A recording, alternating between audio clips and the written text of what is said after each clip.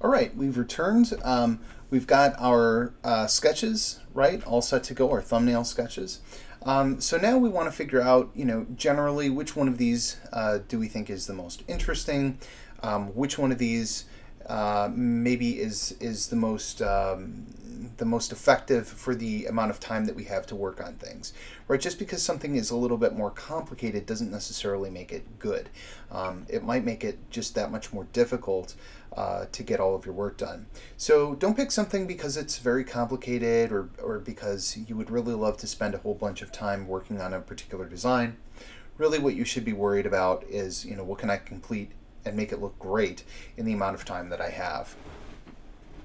So in this particular case, even though we've done this really sort of complicated, pretty looking, swords person over here, I think I'm actually going to pick this first guy over here. I kind of like them, and yeah. So the first thing that I'm going to do is I'm going to maybe hide these references for right now, and what I would do is hide that sketch there. Let's take this guy here, edit, copy, edit, paste, or Control C, Control V.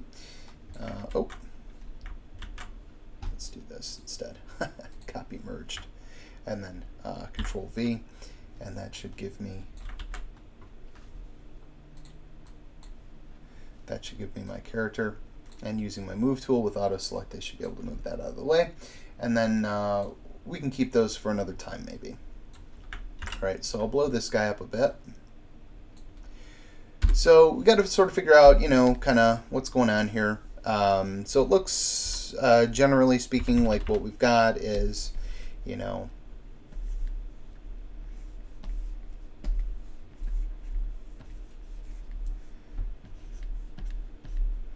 character that's sort of got a hand up here, maybe a fist, and we've got sort of an arm kind of hanging on down here, and it looks like we've got sort of a sword off to the side. All right, so maybe something like that. All right, so this is the sort of pose that we would like. And there's a number of different ways, obviously, that you could approach this. You could use a life model. You could take a photograph of yourself, or have somebody, or take a photograph of a friend in this pose, and you could trace over it. Or you could use a posing program, or you could go ahead and just, you're so good at drawing poses, you could just go ahead and draw that pose.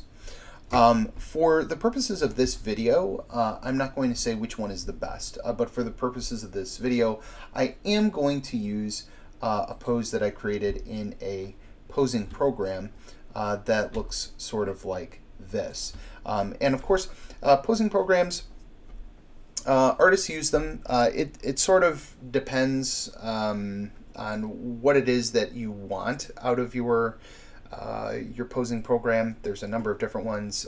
For this one, I used a program called ArtPose, which you can buy for your phone for just a couple of bucks, really. And you can put multiple characters in a scene. You can add in simple primitive shapes. It's very nice. There's other ones out there that allow you to add in things like swords and axes and bows and chairs and all sorts of things. So if a poser program is a thing that you'd like to do, go for it.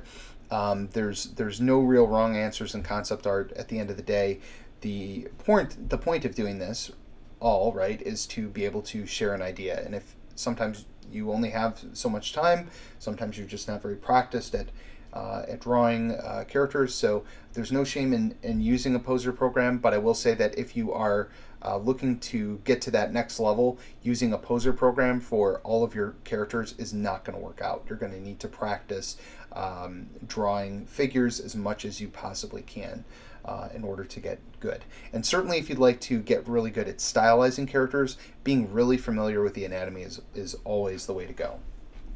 Okay, so with that said, let's grab our brush, and on a new layer, what we're going to do is we're going to sort of draw over this pose. So I'm going to select from my sketch TPL, or I think it could also be in your class brushes. There's a 1 pencil B is usually what I use for sketching.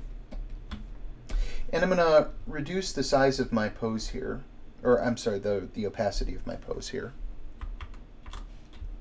And I'm going to zoom in. Remember, we're using a 5,000 by 3,000 canvas, so we have plenty of ability to zoom in on our figure and get some nice brush strokes out of this.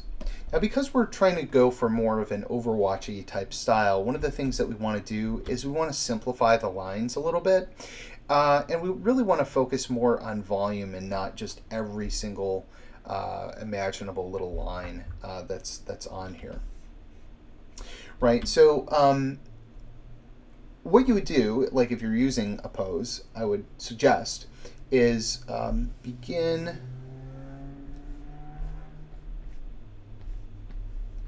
by sort of creating these very simplified lines, right?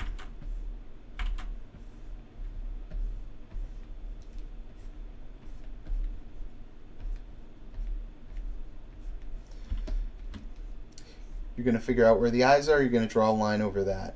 You're going to go with the contour of the head, you're going to sort of draw kind of where everything is on your head. Here's your mouth, here's the bottom of your nose, here's the tip of your nose, right? Eyes, eyes. Try and draw, like make little notes to yourself, kind of where your surfaces are actually at, so that when it comes to lighting it, you'll be somewhat familiar with all of that.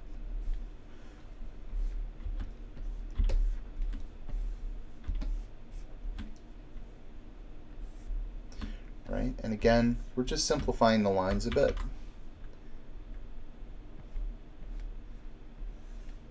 At the center of the chest here.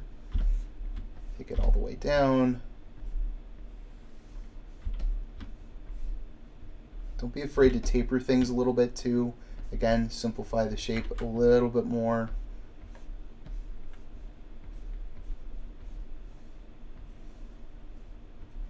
You know, and using programs like these, if you're not used to, you know, sketching figures, can be a good way to learn, you know, the basics of shape and musculature. Can be actually very, very helpful indeed. Right? So we're maybe trying to get some ideas for, you know, here's where, you know, cuffs might come to on a shirt.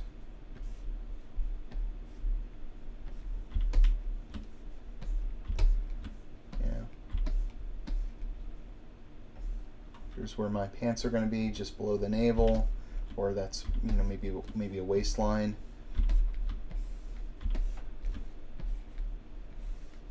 And then as I draw my legs, actually one of the things that I want to do is I really want a nice gestural line. I'm going to bring the knee in a little bit more. I'm going to bump out the calf just a little bit more to give it a little bit more shape. Bring in the ankle a little bit more, jut the foot out a little bit more, something like that. Maybe get a line in between, you know, where my big toe is here and my smaller toes. And we'll do the same thing on the other leg. Bring it in, pull it out. Remember, when you're stylizing, right, you're not going for full realism. You're going for something that's a little bit more sleek. And remember, when you're working on feet, right, feet are sort of divided. You've got sort of the heel of your foot, you've got this sort of midsection here, and then you've got your toes in the front. So try and sort of note where those things are, right? If you're making shoes or something, you know, this is where your laces are going to be, this is where your tongue is going to be on your shoe. You know, your pant leg might come down to here. You know, making those little notes can make big difference. You know, here's my knee, here's the bottom of my knee here.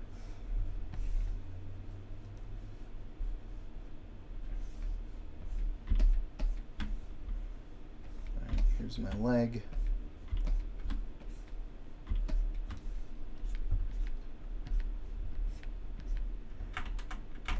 On your hands, things that you want to note would be things like knuckles, where your knuckle line would be. You don't have to fully flesh out all the fingers, and you may actually want to simplify your hand position a little bit.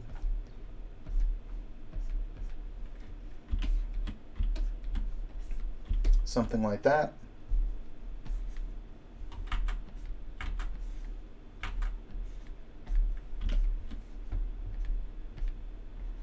For this hand, it might bring my thumb down a little bit.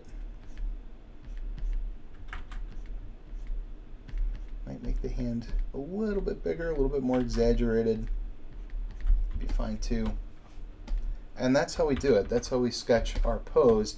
And then if I pull my pose off to the side here, right, you can see that it has sort of a hand-drawn look. I might actually put in, you know, where the musculature is here. Yeah. So that gives me something to work off for sketching my pose. So we'll stop there, and when we pick up again, we'll talk about how to use this pose to help add in things like costuming, and then we'll go from there.